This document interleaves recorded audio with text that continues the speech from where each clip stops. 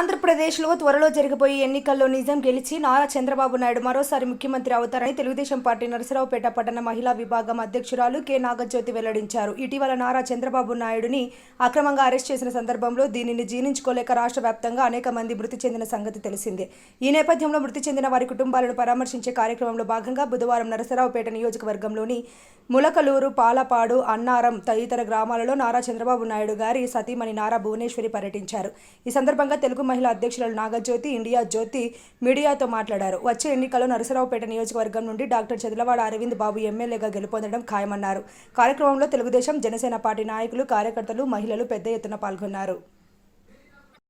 ఈరోజు నిజం గెలవాలి అనేటువంటి నినాదంతో ఏదైతే నారా చంద్రబాబు నాయుడు గారి సతీమణి భువనేశ్వరి గారు రాష్ట్ర వ్యాప్తంగా చేస్తున్నటువంటి పర్యటనలో భాగంగా ఈరోజు నరసరావుపేటకి విచ్చేయటం జరుగుతుందండి.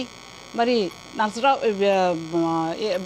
చంద్రబాబు నాయుడు గారి అక్రమ అరెస్టు ఏదైతే ఉందో ఆ విషయాన్ని జీర్ణించుకోలేక రాష్ట్ర వ్యాప్తంగా కూడా ఎంతోమంది తెలుగుదేశం కార్యకర్తలు తల్లడిల్లి మరి ఆయన అక్రమ అరెస్టును ఎన్నో రోజులు మేమందరము కూడా మరి నిరాహార దీక్షలు అయితేనేమి, దీక్షా శిబిరాలు అయితేనేమి నిర్వహించుకోవడం జరిగింది. రాష్ట్ర వ్యాప్తంగా అందరూ ఆందోళన చెందినటువంటి పరిస్థితిలో మరి తీవ్ర మనస్తాపం చెంది కొంతమంది కార్యకర్తలు మరణించడం జరిగింది.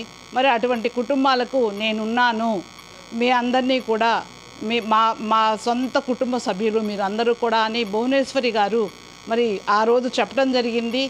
ఆ చెప్పడమే కాకుండా తూచా తప్పకుండా ఆ విషయాన్ని ఫాలో చేస్తూ మరి ఈరోజు ఆ మృతి చెందినటువంటి కుటుంబాన్ని పరామర్శించే పర్యటనలో భాగంగా నరసరావుపేటకు రావటం జరుగుతుందండి. ఈ పర్యటనలో భాగంగా మరి భువనేశ్వరి గారు ఈరోజు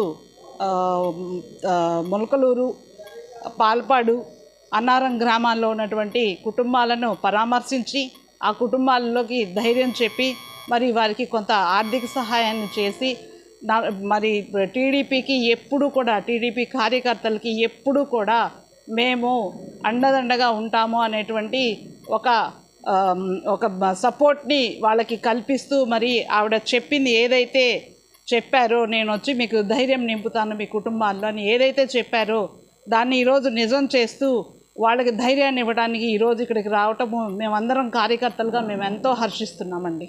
థ్యాంక్ యూ.